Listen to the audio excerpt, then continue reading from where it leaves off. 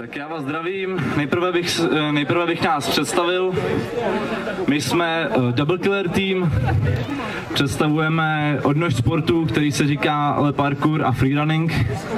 Moje jméno je Michal alias Kiri, tohleto je Karel a říká si Spider. Představil bych vám, co vlastně teda budeme dělat.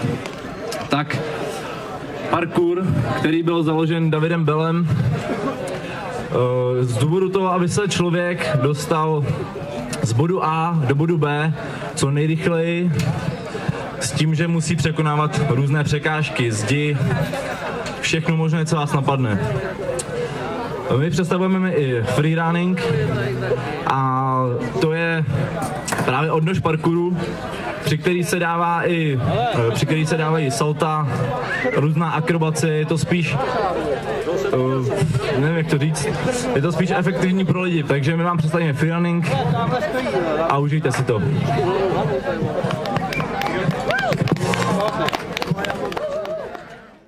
I just want to hear the music.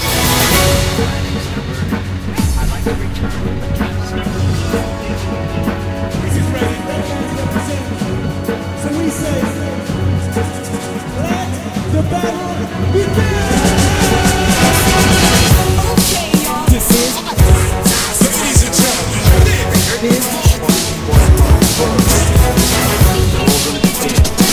we're gonna do a song that you never heard before. Hey, everybody, if you got what it takes.